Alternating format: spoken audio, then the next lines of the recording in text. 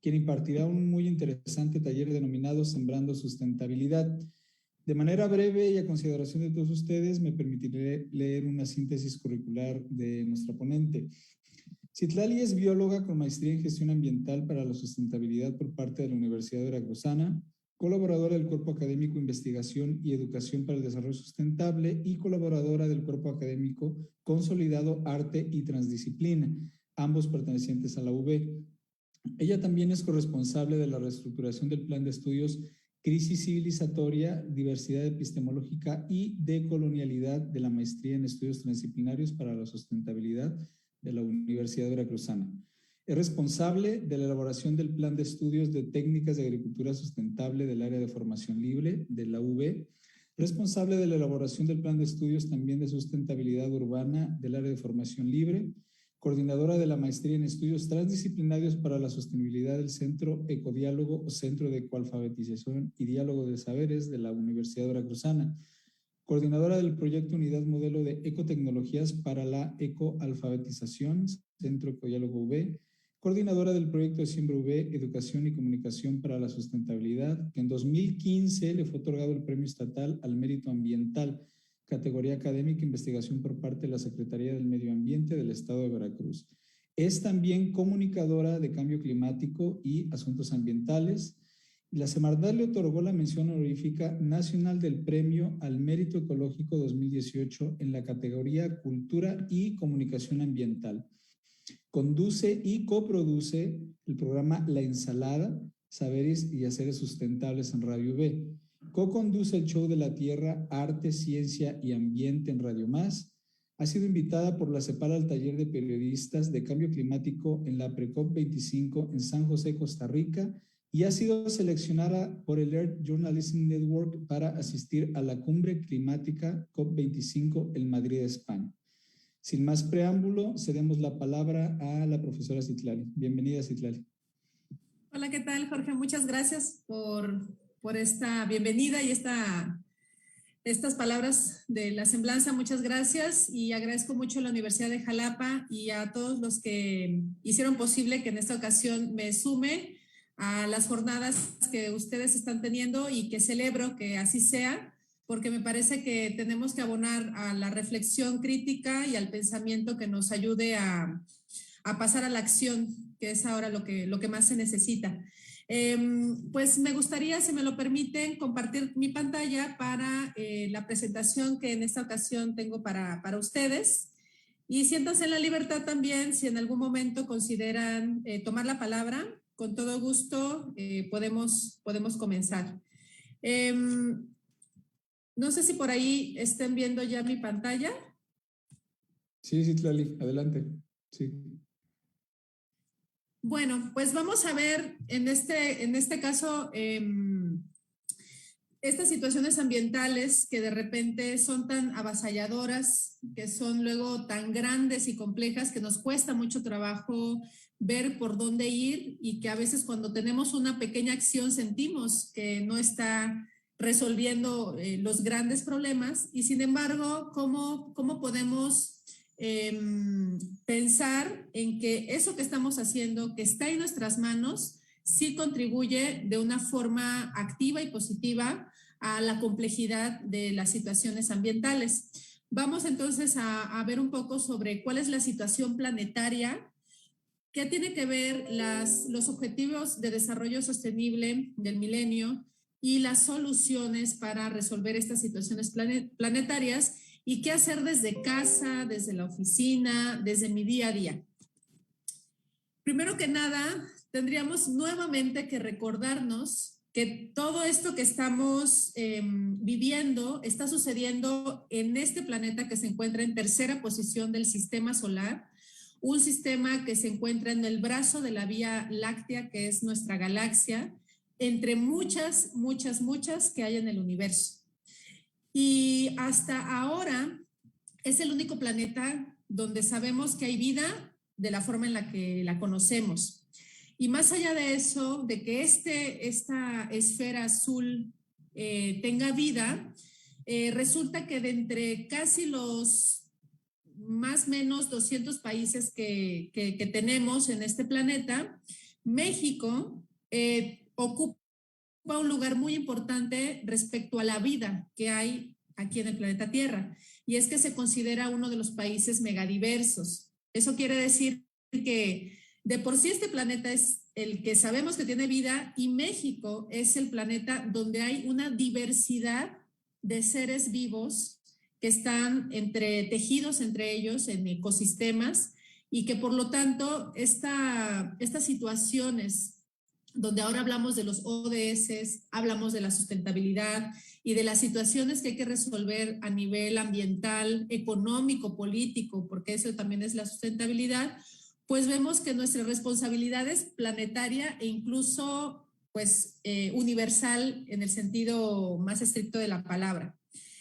Y dentro de este planeta hay una capa delgada y muy finísima a la que le debemos gran parte de que en este momento todas y todos nosotros estemos con vida, estemos respirando y tengamos el clima que tenemos. Y es esta capa de gases que en esta fotografía se observa azul, y tiene un grosor bastante pequeño, diría yo, en comparación con otras capas que tiene la Tierra. Y es esta atmósfera, que es esta capa de gases, la que nos permite eso, estar aquí y ahora con vida. Su composición está en su mayoría dada por el nitrógeno molecular, o sea, la atmósfera tiene mucho nitrógeno y de ahí tiene oxígeno molecular, y después hay otros componentes como el vapor de agua, el dióxido de carbono y otros más. Y uno de los gases que vemos que está en una ínfima proporción en la capa de la atmósfera es el dióxido de carbono. Y este dióxido de carbono, del que mucho hemos hablado y hemos escuchado, es uno de los gases de efecto invernadero. Este efecto invernadero tiene que ver con que el Sol, que está, por eso se llama nuestro sistema solar, como todos sabemos, el Sol es el espacio.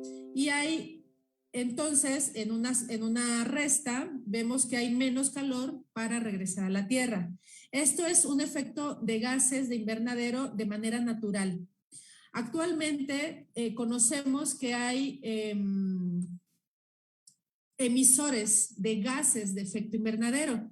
Por eso es que en la parte derecha ustedes van a ver este esquema donde dice efecto de gases invernadero aumentado por el humano, ¿no? Entonces, en esta suma y resta de gases, pues vemos que estamos emitiendo más gases, y eso quiere decir que esta capa de la atmósfera está teniendo más composición de estos gases como el dióxido de carbono, y entonces no hay tantos gases que escapen al espacio, sino que se quedan aquí componiendo la atmósfera.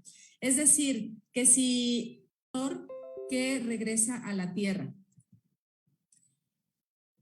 Cuando se revisó geológicamente la concentración de uno de esos gases de efecto invernadero, que es el dióxido de carbono, se dieron cuenta que había una relación entre antes y un después de que volvimos nuestras actividades económicas basadas en los combustibles fósiles. Por eso es que se menciona que ahora el tema de que el clima ha cambiado se lo debemos a nuestras actividades.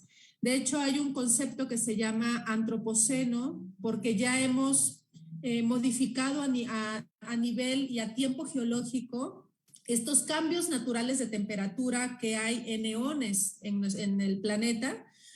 Y actualmente también ya hay otro concepto que viene a surgir, que no solamente es el antropoceno, es decir, la era del hombre que modifica geológicamente, sino hay ahora otro concepto que está ganando también relevancia, que es el capitaloceno, que no son los hombres, los seres humanos, los que están modificando la era geológica con este cambio drástico que tenemos de temperatura, sino que es el capitalismo el que está realizando esto, porque no es lo mismo un ser humano que es campesino, agricultora, etcétera, a un magnate de petróleo, el impacto y la emisión de gases de efecto invernadero que está haciendo.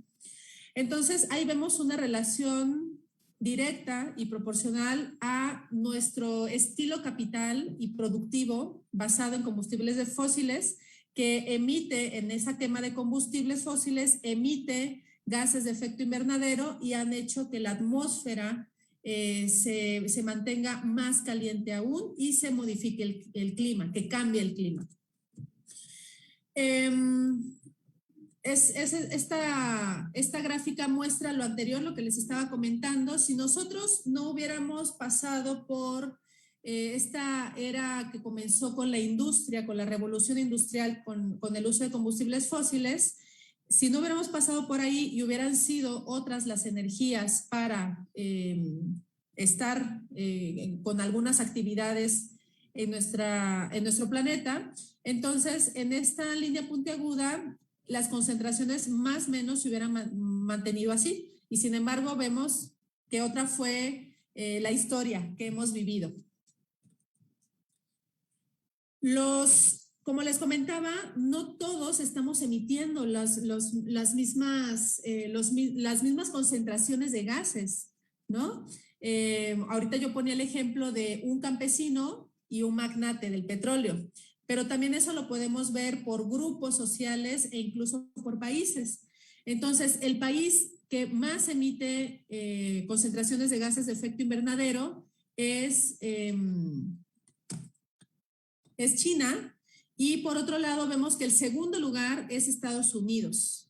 De ahí podemos ir viendo cómo va bajando, y actualmente sabemos que hay países que se les menciona como en vías de desarrollo, los países pobres, que son los que menos generan estas emisiones, y los países desarrollados bajo este paradigma capitalista son los que más están emitiendo. El IPCC, que es el panel intergubernamental de expertos, de científicos en cambio climático, ya han mencionado qué es lo que tenemos que hacer, cuáles son las sugerencias, y justamente parte de lo que yo les estoy comentando aquí, pues viene en sus reportes, que tiene un par de días que salió el último reporte de ellos, y en conclusiones, tenemos que cambiar nuestro estilo de vida, que está basado en combustibles fósiles. Entonces, actualmente, ¿en qué vamos? Tenemos a nivel internacional un tratado que regula de cierta forma lo que está sucediendo en este sentido. Y quiero hacer un paréntesis de por qué estoy ahorita hablando de cambio climático. Porque si nosotros vemos alguna situación ambiental, cual sea esta, pérdida de biodiversidad, problemas de agua, problemas de suelo, o si vemos problemas en la educación, en la política, problemas de género, problemas de salud, esto está atravesado sí o sí por el cambio climático. Incluso la pandemia actual que estamos viviendo, que es una enfermedad infectocontagiosa por zoonosis, mucho tiene que ver con este paradigma de explotación de los recursos naturales, y que tiene también que ver con el cambio climático. Más adelante quizá lo podríamos abordar. Entonces, es muy importante que desde a nivel internacional estemos poniéndonos de acuerdo, porque estos tratados y acuerdos van a ir decantando hasta políticas públicas de nuestros municipios. Entonces, el tratado internacional que actualmente se rige a nivel internacional se llama el Acuerdo de París, que mucho también hemos escuchado respecto a este. Este Acuerdo de París es jurídicamente híbrido. ¿Qué quiere decir esto? Que hay momentos en este acuerdo donde son acuerdos vinculantes y otros que son no vinculantes. O sea, que los países están obligados y serán sancionados si no cumplen el tratado, y hay otros momentos donde no están obligados y por lo tanto no están sancionados, y por lo tanto solo es una sugerencia para el país. Esto hace que no estemos de cierta forma tomando y prestando acción contundente que se requiere frente al problema de cambio climático, porque tenemos que reducir las emisiones y tenemos que reducir la forma en la que nosotros estamos incrementando nuestro Producto Interno Bruto, ¿no? todas las situaciones de sustentabilidad y todos los problemas ambientales tienen que ver con esto, con la política y tienen que ver con la economía. Entonces, tenemos un Acuerdo de París que es jurídicamente híbrido y a eso se refiere. Por ejemplo, hay otros tratados internacionales que, por ejemplo, son los comerciales, los tratados de libre comercio y demás, y esos sí son vinculantes. Si no los cumplimos, hay sanción para el país. Pero en este caso, como es un tema en teoría ambiental o climático, entonces como que parecería que no tiene el mismo valor. Se menciona que cada uno de los países no está comprometiéndose de manera suficiente a resolver el problema. Ese es el punto 2 que coloqué ahí. Y algo también importante a reconocer es que con el cambio de gobierno de Estados Unidos, ahora con Biden, es que este país, que es el segundo país emisor, por eso lo coloco, es que nuevamente se incorpora al Acuerdo de París. Cuando estaba Trump, él se sacó a Estados Unidos como segundo país emisor, lo sacó del Acuerdo de París, que lo que hace es reducir o ver de qué forma los países pueden reducir los efectos del cambio climático, ¿no? Trump era un negacionista del cambio climático porque evidentemente si nuestras economías están basadas en combustibles fósiles y ellos son potencia mundial gracias a eso, pues comprometerse a bajar los gases de efecto invernadero iba a hacer que tuvieran o que todos los países tuvieran algún problema a nivel económico. Por eso prefirió decir, el cambio climático no existe y me salgo por ende del Acuerdo de París, que incluso fue una de sus campañas, sus promesas de campañas. Y también otro acuerdo importante es el Acuerdo de Escazú, que este es a nivel latinoamericano, donde se ven algunos mecanismos para la protección de quienes están, valga la redundancia, protegiendo los recursos naturales, de los activistas ambientales, de ciertas organizaciones que están viendo cómo resolver este problema a nivel regional. En esto de cómo vamos, ¿qué está sucediendo? Porque no hemos actuado en estos años de manera organizada y coordinada a nivel mundial, es que tenemos incremento de temperaturas, a veces suben, hay otros momentos en donde baja y no debería de haber climas según la temporada, por lo tanto hay eventos extremos, eventos naturales extremos, hay propagación de enfermedades, como lo que les estaba comentando, que tenemos enfermedades infectocontagiosas por zoonosis, que son aquellas enfermedades que se contagian de animales a animales, y recordemos que nosotros somos también un animal. Por ejemplo, vemos que el dengue ahora lo encontramos aquí en Jalapa, y eso quiere decir que se elevó la temperatura y estos vectores, estos mosquitos, pues ahora pueden reproducirse aquí en Jalapa cuando antes no era posible. Entonces, esto por no actuar, estamos teniendo propagación de enfermedades y este es solo un ejemplo. Hay pérdida de biodiversidad, tanto por las prácticas capitalistas de explotación, de extracción, de comercio legal e ilegal de especies, y también por los fenómenos climáticos que están sucediendo, por el cambio de uso de suelo. Y también algo que está sucediendo es la injusticia climática. Esto tiene que ver con el aspecto social, donde aquellas personas que incluso no están siendo parte del problema, están recibiendo los estragos y están recibiendo el impacto de lo que está sucediendo. Y ahí está toda América Latina, está África subsahariana y hay otros lugares como Oceanía donde están recibiendo estos impactos. O por ejemplo, comunidades étnicas, pueblos originarios, ya sea afrodescendientes, ya sea indígenas, que incluso ellos son quienes están conservando los espacios donde tenemos ecosistemas y con una vida exuberante. Ellos están teniendo graves problemas y por eso ahora también el concepto es injusticia climática al respecto. Comenzamos a ver migraciones tanto de algunos animales como de los seres humanos, migraciones sociales debido al clima, debido a inundaciones, debido a sequías. Y también esto ha hecho que se exacerben las desigualdades sociales, que el que es más rico sea más rico y el que es más pobre sea más pobre. Los problemas de desigualdad de género también están atravesados por el tema de cambio climático. Quizá nosotros en nuestro contexto no lo vivamos, pero mujeres y hombres que están en el campo, por ejemplo, sí hay una diferencia y exacerba las desigualdades por roles de género, por las situaciones ambientales.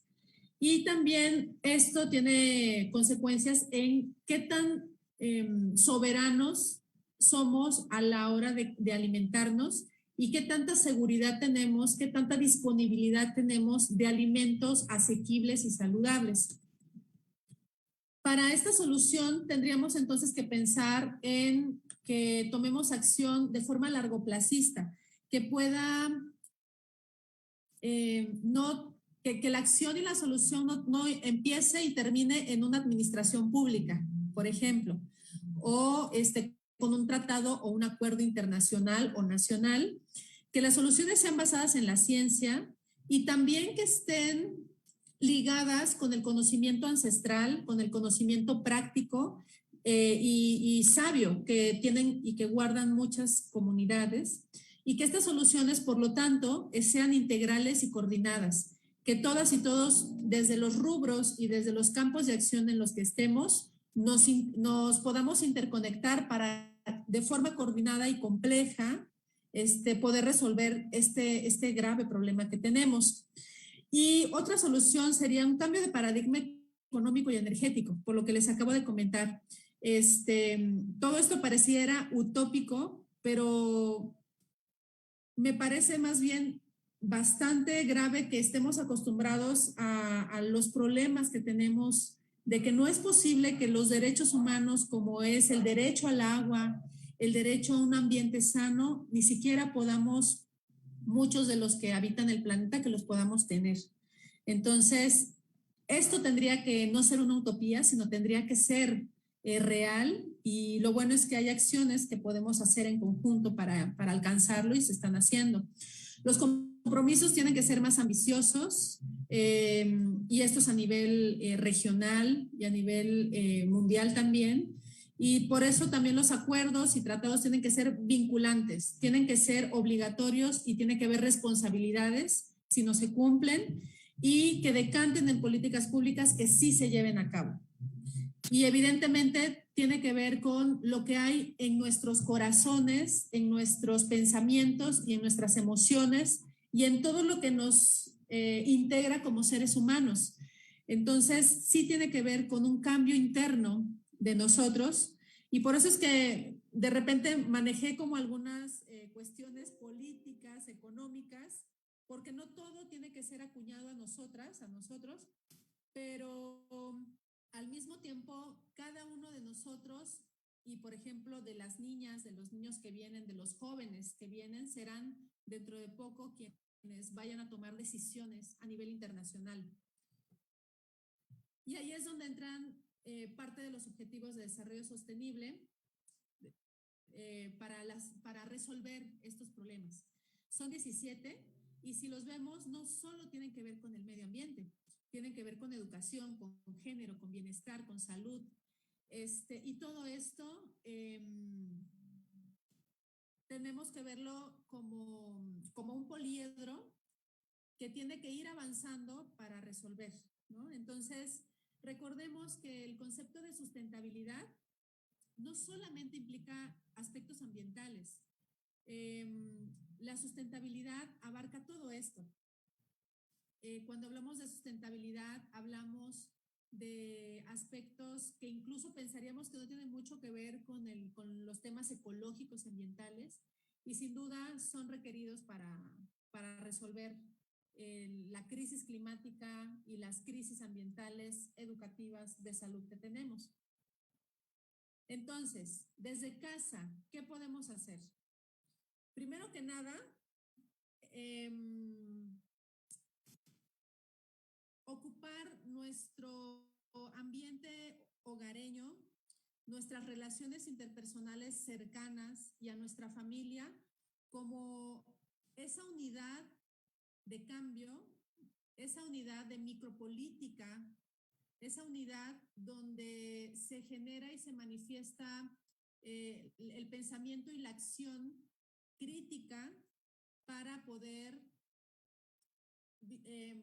ser ejemplo e irradiar eso a los otros, pero también para que podamos realmente hacer cambios en nuestra sociedad.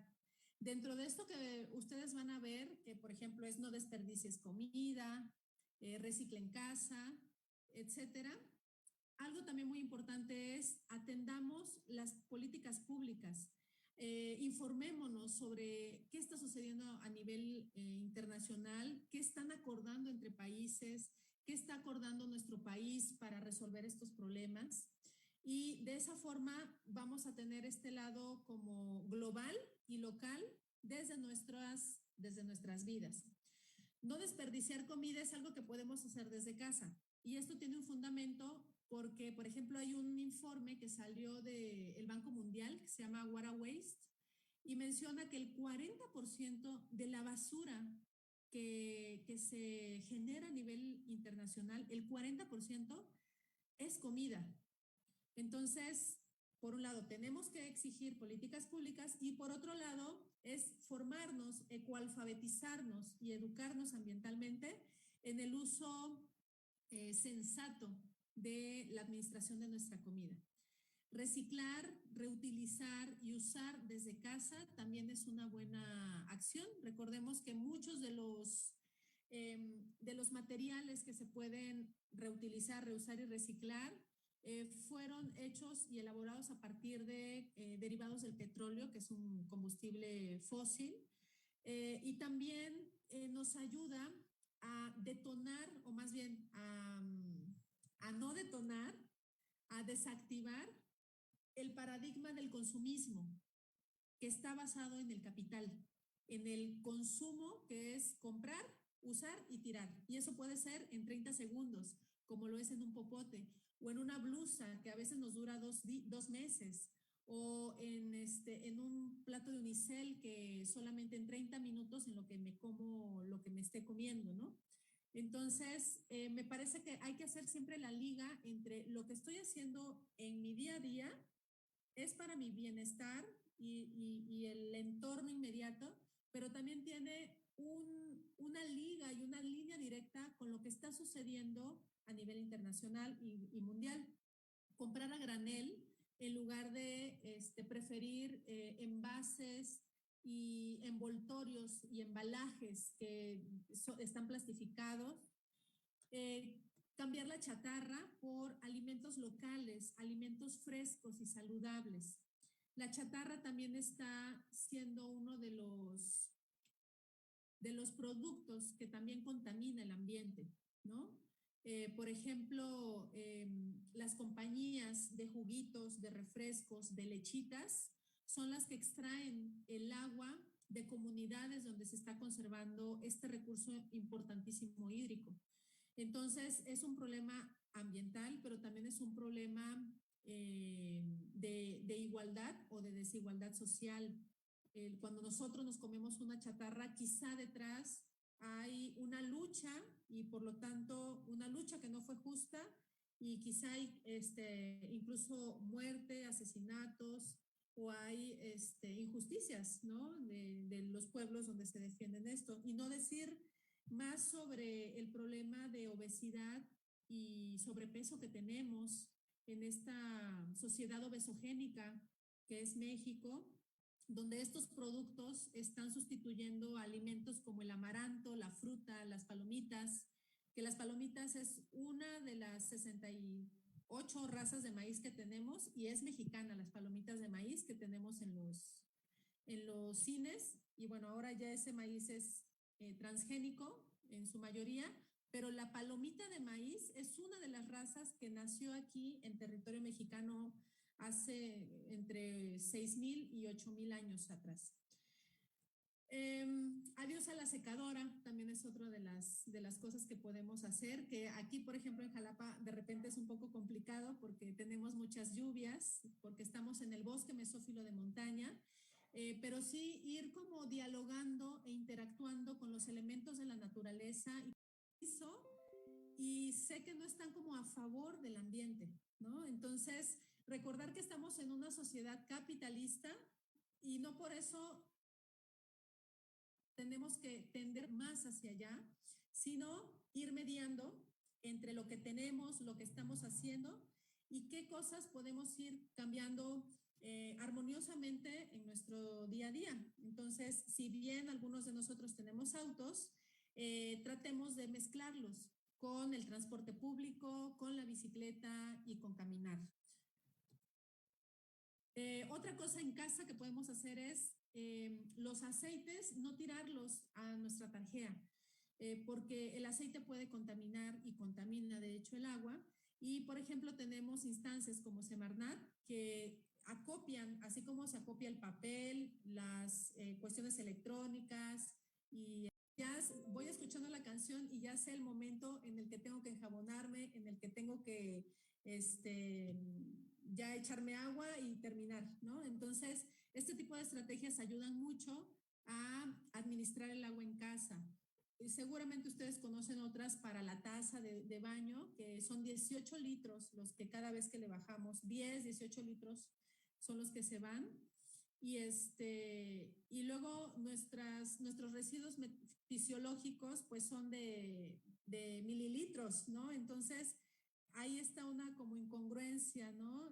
Del uso de agua potable para nuestros residuos fisiológicos. Entonces, hay que ver de qué forma resolverlo, reaprovechar, reutilizar el agua en casa, cómo lavamos las cosas, cómo trapeamos, etcétera. También otra de las cuestiones que podemos hacer para que podamos tener una relación más cercana con el suelo es generar suelo, aunque estemos en la ciudad. Y eso lo podemos hacer desde nuestras cocinas, porque ahí es donde salen parte de los residuos orgánicos que se pueden transformar justamente en eso, en tierrita.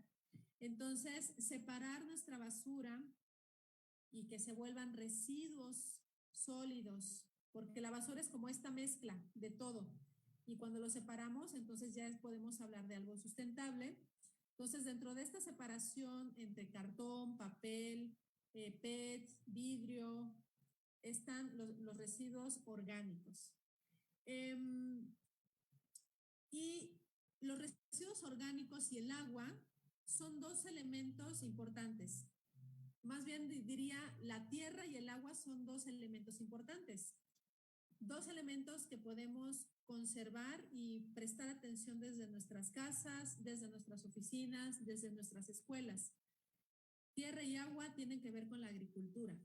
La agricultura que es uno de las actividades que están estrechamente relacionadas con nuestro estilo de vida. O sea, gracias a la agricultura es que nos volvimos sedentarios, pasamos de nómadas a sedentarios. La agricultura nos da identidad, nos da raíz y nos da territorio. Entonces, o nos ayuda a dimensionar nuestro territorio.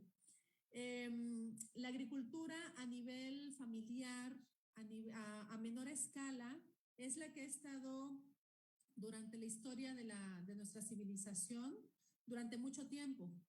Y con la revolución industrial vino la revolución verde, donde se metieron fertilizantes a base de combustibles fósiles, se metieron tractores, se modificaron semillas, se hicieron paquetes tecnológicos para poder escalar de esta menor dimensión a la producción masiva. Eso hizo que hubiera en un primer momento mucha comida, pero a base de también perder diversidad biológica, perder agua, perder tierra, cambiar ecosistemas, manglares, selvas, bosques, desiertos, fueron modificados para monocultivos. Entonces es recordar que en nosotros, podemos todavía, aún estando en lo urbano, manifestar nuestra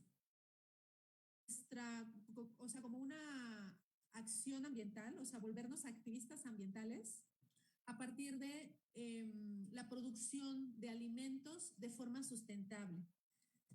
Entonces, la producción tenía que ver en un momento de la historia, lo que les comento de la revolución industrial, pasamos a la producción masiva, ¿no? Ford la verdad es que hizo un modelo muy interesante y muy inteligente. Y, por ejemplo, Gandhi mencionaba que teníamos que ver cómo recuperar nuestra soberanía desde las masas, ¿no? Él mencionaba que cada uno de nosotros es un hilo humilde, sencillo, pero que al entretejerse puede generar grandes cosas. Y eso es la autoproducción por las masas. No dejar que la producción sea masiva y que le quite a las masas, o sea, a nosotros, nuestra soberanía de decidir, de actuar y con todas las implicaciones que eso conlleva. En el caso de la agricultura, de la agricultura que podemos hacer desde nuestras casas, entonces ahí viene ese cambio de paradigma. Mucho de lo que está llegando a nuestros platos y que comemos, tendríamos que pensar de dónde salen, de dónde vienen. Es de un productor que conozco, que incluso yo le he ido a comprar y platico con él, o no sé de dónde viene ni el jitomate, ni el chile, ni el maíz, ni el frijol. Entonces, es dejar a un lado, invitarnos a reflexionar sobre esta producción masiva de gran escala de monocultivos a la producción por las masas. Esta foto que están viendo es de una casa en la que yo vivía, ya ahorita ya me cambié de domicilio, y en ese espacio de unos 4 metros por 8, me parece que era, es que produje junto con algunos amigos todo esto. Ahí ustedes ven lechugas de distintas variedades, ven pepinos colgando, quizá no se aprecia mucho, pero hay hierbas de olor, hay un maíz que es el más largo que se ve casi a la mitad de la fotografía, hay acelgas, hay quelites, hay de todo un poco, calabazas, etcétera, ¿no? Entonces, en muy poquito espacio nosotros podemos también hacer este tipo de actividades. Y recuerden mantener la vigilia de que por muy pequeño que sea, tiene una repercusión en nuestra psique y también una repercusión de quienes están a nuestro alrededor. Les quería comentar, ahora que me invitaron a este taller charla, les quería entonces platicar sobre esta técnica que se llama cama de acción capilar y que actualmente tenemos en la Universidad Veracruzana. Yo la tengo aquí en casa, en algunas casas de algunos familiares y amigos, y en la universidad esta cama de acción capilar también la tenemos. Dentro de ella, dentro de esta técnica, viene involucrado todo lo anterior que les comenté. Mucha parte de los objetivos de desarrollo sostenible están siendo fundamentados y saltaron a la acción a través de esta cama de acción capilar. Aspectos de igualdad social y de género, aspectos de educación, aspectos de economía, aspectos de energía y evidentemente aspectos de alimentación y salud. Esta cama de acción capilar es muy práctica y sencilla de hacer. Si ustedes la ven ahí, pues dirían, pues es una técnica más, un huertito más que se hace y ya está. Y sin embargo, en la reflexión sabemos que tenemos una crisis hídrica muy grande y en la agricultura el agua se está aprovechando muy mal, porque es esta agricultura que les comentaba que es masiva. Y ahí en este tipo de agricultura se ocupa demasiada agua. El 75% aproximadamente del agua que tenemos en el planeta se ocupa para este tipo de agricultura. Cuando realmente podemos producir alimentos sin desaprovecharla de esta forma tan cruenta. Eso por un lado. Y por otro lado, la tierra está teniendo un gran deterioro y tenemos problemas de desertificación exacerbados por el cambio climático y por el cambio de uso de suelo y de diversidad también. Entonces, bajo estos preceptos es que hacemos esta técnica. Aunque se ve muy humilde y sencilla, dentro de ella podemos hacer un ahorro de agua de hasta un 60% y podemos tener tierra fértil consecutivamente. Ocupamos esta cama de acción capilar, tiene su nombre por un principio fisiológico que tienen todas las plantas vasculares, es decir, que tienen estos vasos o conductos, y es la cohesión y adhesión de las moléculas de agua.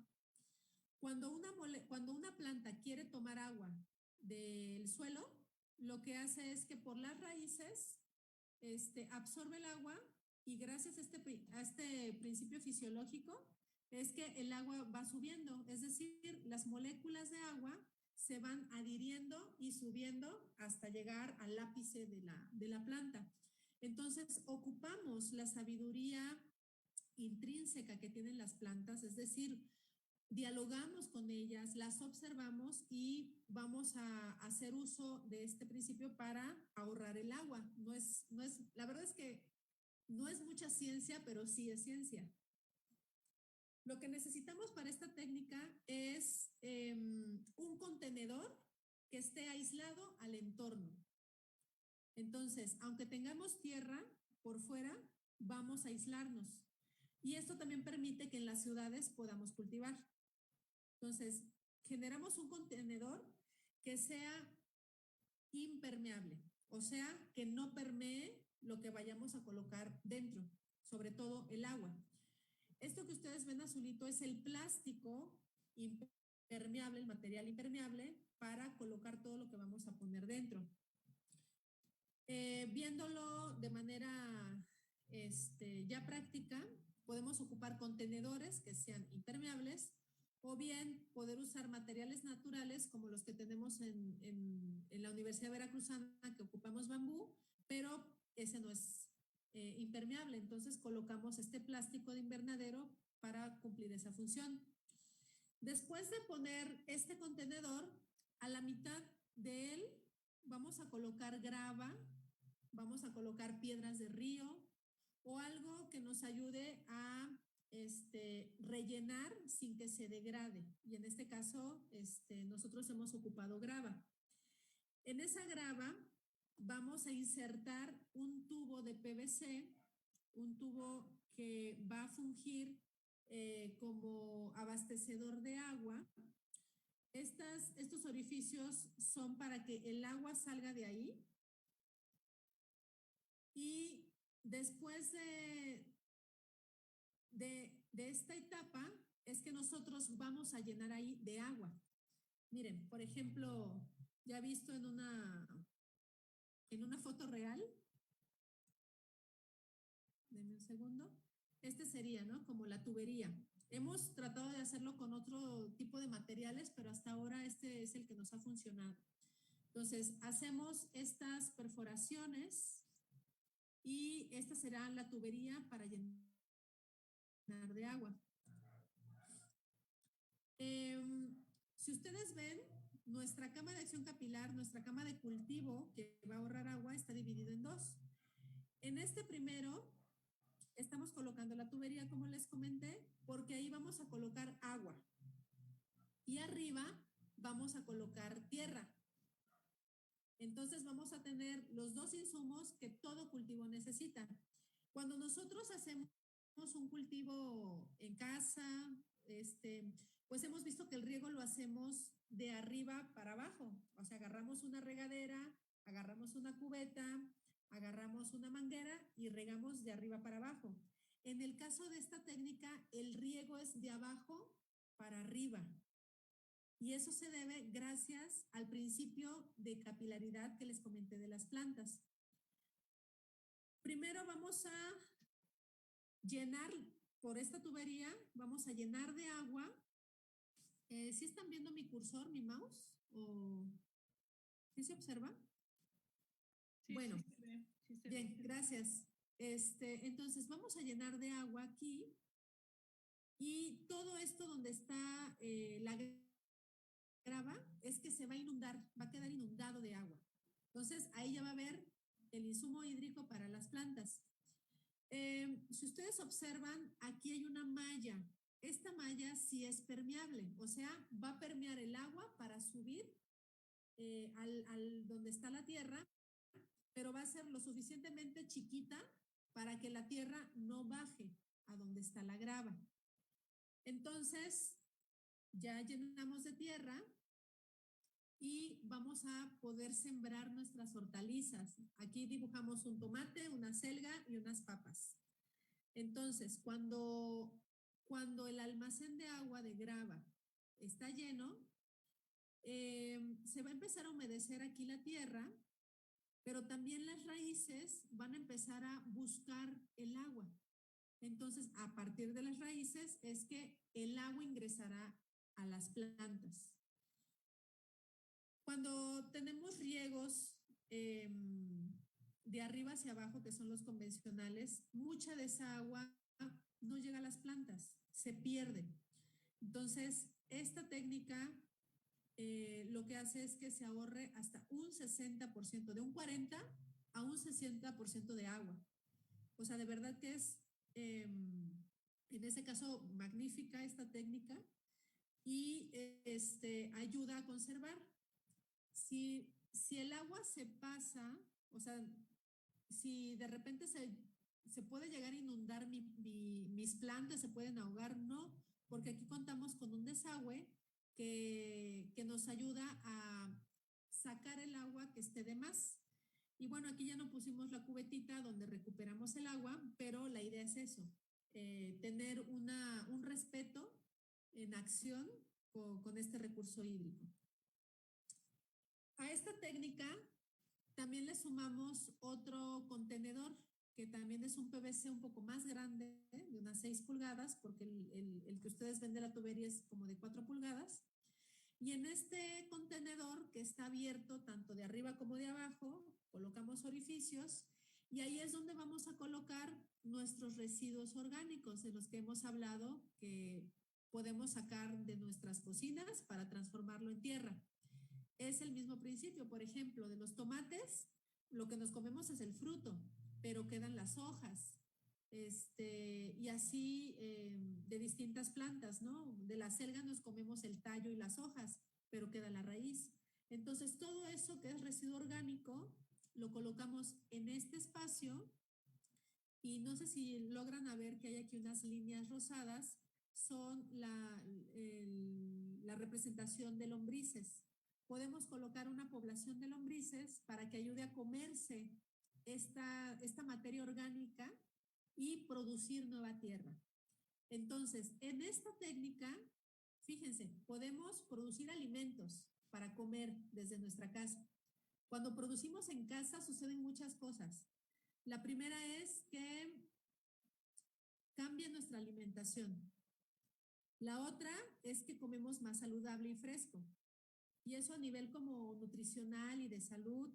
Y también ayuda a nuestro bolsillo. Económicamente también nos ayuda a producir nuestros alimentos. Y por otro lado, tenemos que estamos haciendo un ahorro de agua. Y por otro lado, que estamos produciendo tierra y transformando los residuos orgánicos. Entonces, sí hay varios beneficios que podemos ver al respecto de esta técnica, además de que no ocupa ningún tipo de bombeo ni de energía eléctrica para implementarse, como hay otros riegos que necesitan de luz eléctrica para que la bomba o el aspersor pueda funcionar. En este caso, la energía que se ocupa solamente es la energía del principio fisiológico de cohesión, adhesión de las moléculas de agua y ya está para este riego. Miren, aquí en casa pueden ver la tubería donde administro el agua para que se llene por debajo el almacén de agua donde está la grava y siempre haya el recurso hídrico disponible para las plantas.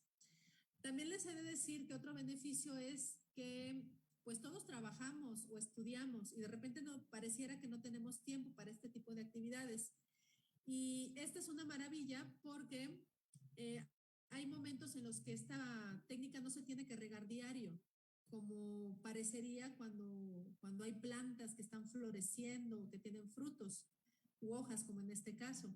He llegado a tener que regarlas hasta el mes, porque las plantas, por el principio de capilaridad, hacen todo el trabajo y no necesitan que yo esté regándolas. Lleno el almacén cada mes o cada 3 semanas o cada 2 semanas y se acabó. El otro contenedor de que les digo donde coloco las lombrices y todos los residuos orgánicos es el que está en este espacio y tiene tapa para poner y quitar para que no lleguen mosquitos o cucarachas o ningún tipo de insecto o de animal que perjudique a nuestro cultivo. Ahí le estoy echando como los restos de la poda que hice ese día. Miren, esta es una lombriz que ayuda a que se acelere el proceso de descomposición y genere materia orgánica y además lixiviados y sustancias que nos ayudan a que la tierra siempre tenga, esté disponible de nutrientes para nuestras plantas, que de eso se estructuran y se construyen. ¿Qué podemos sembrar? En este tipo de técnicas podemos sembrar hortalizas que sean de menor altura. Nosotros hemos sembrado maíz, como ahí pueden ver ustedes en la foto donde están los estudiantes, y nos ha funcionado. Pero tiene que ver mucho con el tipo de raíces que tienen las especies con las que vamos a convivir y de las que nos vamos a alimentar. Porque si las raíces son muy grandes, van a romper la malla que estaba entre la grava de agua y la tierra, la van a romper y eso va a hacer que no funcione después esta técnica. Entonces les sugiero que las plantas que siempre ocupen sean de raíces pequeñas y esas las tienen las hortalizas. Hemos sacado infinidad de alimentos.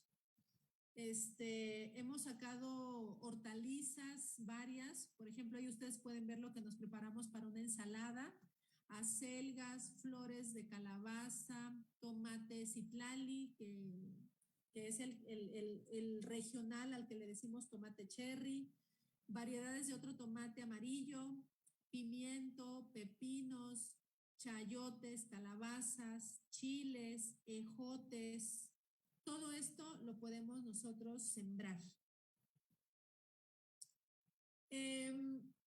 Quizá fue bastante rápida esta conversación, y luego estas técnicas sí tienen algunos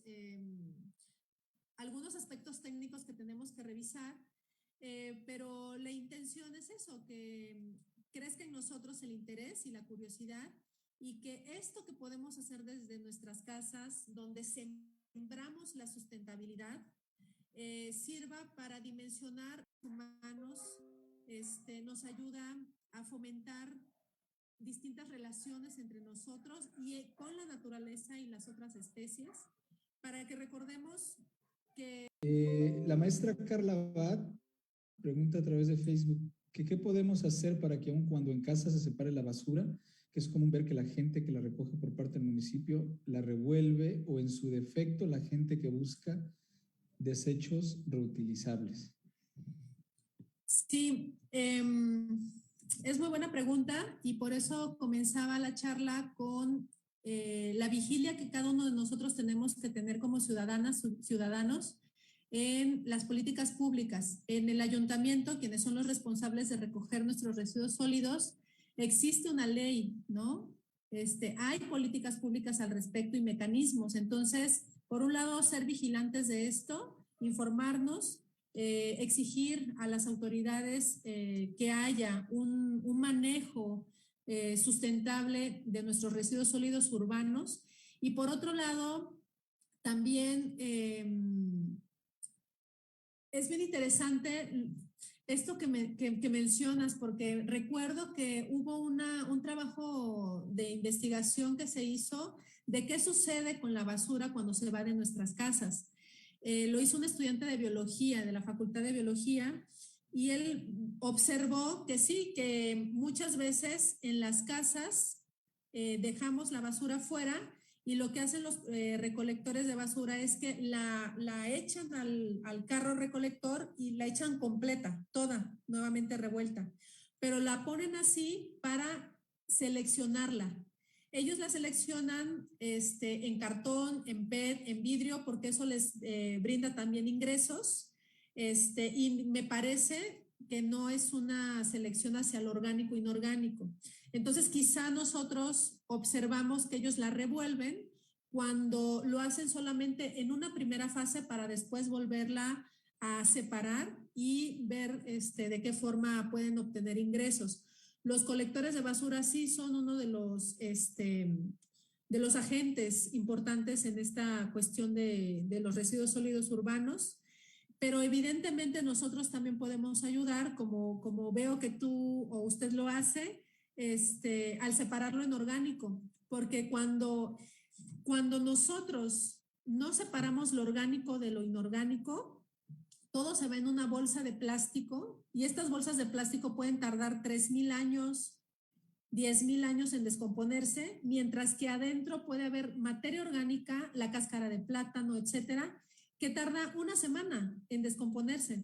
Entonces, todo eso empieza a generar líquidos y hace que en los rellenos sanitarios haya graves problemas. Entonces, por un lado, nosotros decirle a los colectores, aquí ya está todo separado para que no lo revuelvas, y por otro lado, exigir políticas públicas o la operación real de esas políticas públicas de manejo, porque existe una ley general de manejo de residuos sólidos urbanos. Muy bien, Citlali, muchas gracias. Otra pregunta interesante es la que hace la doctora Carola Becerra. Dice, me gustaría saber si en Jalapa existe algún lugar en el que se impartan talleres para aprender la técnica que nos compartes. La explicación ha sido clara, sin embargo, considero necesaria la guía para garantizar su correcta implementación. Sí, muchas gracias, doctora, por esta pregunta. Nosotros desde Siembra V, que está adscrito al Centro de Ecodiálogo de la Universidad Veracruzana, tenemos experiencias educativas para los universitarios y frecuentemente nosotros estamos impartiendo cursos y talleres al respecto de esta técnica. También en Facebook nos encuentra como Siembra V y en el YouTube también como Siembra V, y ahí usted puede encontrar contenido e información para esta técnica también. También quiero invitarlas a la red de agricultura urbana y periurbana, donde hay técnicas más allá de esta para poder implementarlas desde casa. Y también tenemos la red universitaria de huertos. Entonces, todo eso lo pueden encontrar en nuestro Facebook de Siembra V. Gracias. Bueno, si tenemos tiempo, hay otras preguntas por parte de la maestra Carla también. Una de ellas es que ¿hay en la red algún documento que podamos consultar para posteriormente implementar este proceso de cultivo? Gracias. Sí, como lo comento en nuestras redes sociales, se encuentra en nuestra página institucional como Siembra V Ecodiálogo. También ahí se encuentran documentos, manuales y videos para que pueda acercarse y profundizar en esta técnica. Gracias. Rebeca Contreras pregunta si en esta técnica el agua es controlada, ¿la hortaliza no recibe agua de lluvia? Sí, el agua es controlada porque es un contenedor y tiene un almacén de agua. Este almacén de agua se llena con la tubería que les mostré y cuando excede hay un desagüe. Entonces, nosotros por ahí regamos y el almacén se llena. Hay una forma de observarlo a través de la tubería para saber cuándo llenarla y cuándo no. Y por eso es que hemos visto que cada mes o cada 3 semanas es que se llena. En el dado caso de que llueva, si el agua es mucha, por el desagüe saldrá el excedente. Entonces, es la forma que tenemos de controlar el agua. no hemos visto dificultades en que se disuelvan los nutrientes que están en la tierra con la lluvia que cae y que luego salga por el desagüe, porque justamente lo que sale por desagüe, pues no lo regamos, sino que tenemos una cubeta para recuperar el agua y volvérsela a colocar a la tierra y nuevamente aprovechar esos nutrientes. Efectivamente, muy bien, gracias. Hay una pregunta también muy interesante por parte de Kefren Luna Gómez. Pregunta si los municipios en el estado de Veracruz tienen la capacidad presupuestaria y técnica para el mantenimiento y seguimiento de dichos rellenos sanitarios, ello con base a la NOM 083 de la Semarnat. Sí, pues la verdad es que no tendría yo la información de los municipios del estado. Creo que es algo que podríamos pedir a partir de transparencia, ¿no? Saber eso. Lo que sí podría poner sobre la mesa para reflexionar a lo que nos estás invitando con esta pregunta es que lamentablemente en los planes de desarrollo, a veces nacionales, que hemos tenido a nivel estatal y luego que decantan a nivel municipal, el rubro de medio ambiente pocas veces tiene el presupuesto que requiere respecto a otros rubros como es el de educación, de salud, de desarrollo de infraestructura de transporte, por ejemplo, y de alumbrado público. Entonces, me atrevería a decir que no hay quizá el recurso financiero necesario para atender esta situación de residuos sólidos urbanos como no la hay para otras situaciones ambientales, porque sí ha sido recurrente que el financiamiento no sea el necesario y adecuado para atender estas situaciones. Correcto, Citlali, muchas gracias. Y una última pregunta que creo que todos nos hacemos respecto a este tema tan interesante que es el doctor César García es ¿qué tipo de frutas y verduras se pueden producir como inicio de un huerto casero? Ay, esa es muy buena pregunta. Muchas gracias, doctor, porque hay muchos factores a considerar y el primero es conozcamos aquello que nos gusta comer. Que no lo pensemos nada más como el tomate, sino como un ser vivo más que me está alimentando. Entonces, tendríamos que pensar en lo que en nuestra región se produce. Por ejemplo, aquí tenemos una gran cantidad de frutas y verduras y muchas veces queremos comprar cosas que vienen de otros lados. Por ejemplo, el kiwi que viene de China, ¿no? Cuando tenemos acá zarzamoras, por ejemplo. Entonces, las que podemos producir, de primera instancia, yo invitaría a que sean primero las de hoja, que son como muy fáciles de cultivar y de manejar y de practicar para agarrar primero como más experiencia y después irnos con los frutos. Todas las que son de hojas, los quelites, las lechugas, las acelgas, son algunas que podemos nosotros aprovechar. De frutos, nuevamente, pensar en nuestra región y así como en muchas otras partes de México, los tomates, los chiles, los frijoles, las calabazas. Y lo hablo en plural porque son decenas de variedades y de razas que tenemos en cada una de estas especies. Entonces, checar, por ejemplo, las que mi abuela, las que mi mamá, mi papá, o que a nosotros nos gusta comer, el chile comapeño que tenemos aquí cerca, el serrano, el chile jalapeño, ¿cuáles son esas plantas que van a llegar a nuestra mesa? Porque también me ha pasado que muchas veces, por ejemplo, recuerdo haber sembrado arúgula, que la comía luego o la comemos en pizzas y en ensaladas, pero a mí no me gusta mucho, entonces la sembré y no me la comí. Entonces es pensar en que lo que voy a sembrar es porque me gusta comerlo. Entonces, creo que por ahí podríamos empezar. Y de frutas, tendríamos que pensar en aquellas que son de una altura de no más de 40 centímetros, porque hay frutas que se dan mucho en árboles, pero no nos funciona para esta técnica, sino las que son arbustivas por aquello de las raíces.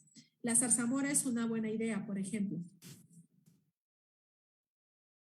Correcto, Citlali, muchísimas gracias.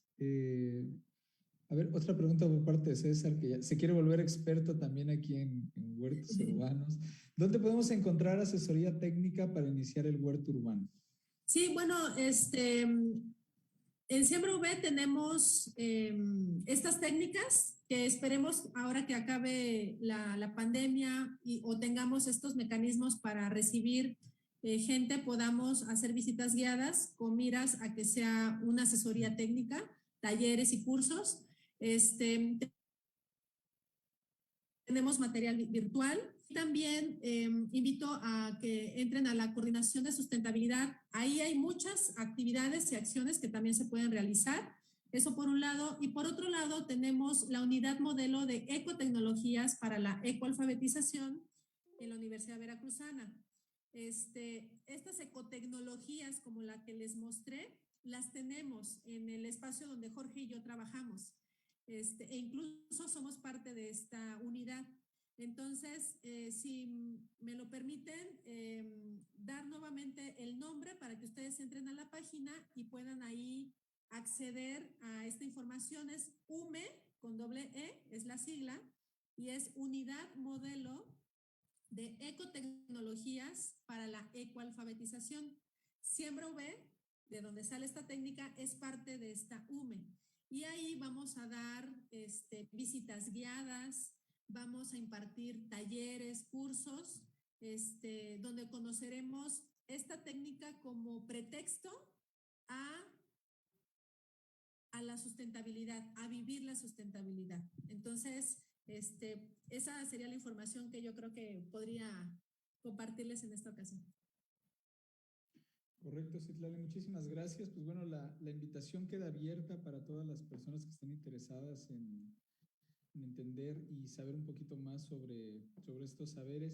Citlali, en lo particular, yo te quiero agradecer muchísimo el haber aceptado impartir esta charla, este taller tan interesante y pues bueno, en este marco de nuestra jornada académica de los Objetivos de Desarrollo Sustentable. Te doy las gracias. Es de verdad un placer que puedas compartir tus conocimientos con nosotros. Y bueno, solamente me restaría darle la palabra al doctor César para que cierre tu participación y hacer algún comentario que resultara pertinente. Enhorabuena, Citlali, muchísimas gracias. Un abrazo. Gracias. Muchas gracias aquí al doctor Jorge. Maestra Citlali, pues agradecerle de corazón. La verdad es que lo que nos ha enseñado, la forma en que nos lo ha enseñado, pues nos ha dado ahí pues ya una ruta de hechos, ¿no? De acciones concretas, que a veces tanto lo discutimos y lo escuchamos teóricamente, que la pregunta luego es muy básica, ¿no? ¿Y por dónde empezamos? Y creo que esta es una muy buena ruta. Le agradezco compartir este conocimiento, su disposición, y la felicito por todo este conocimiento. Muy buena tarde. Muchas gracias, maestra. Muchas gracias, de verdad, muchas gracias y celebro que desde la Universidad de Jalapa estén realizando estas jornadas. Gracias, doctor César. Muchas gracias, Jorge, por esta invitación, por ser el enlace y haber pensado en eso, en que dos instancias de educación superior estén colaborando de esta forma. Me parece muy asertivo y también te lo agradezco mucho. Maribeth, muchas gracias también por tu seguimiento desde que arrancamos con esta invitación. Y gracias a todas y todos por el tiempo que le dedicaron a escucharme. Muchas gracias. Bravo. Gracias. Muy bien.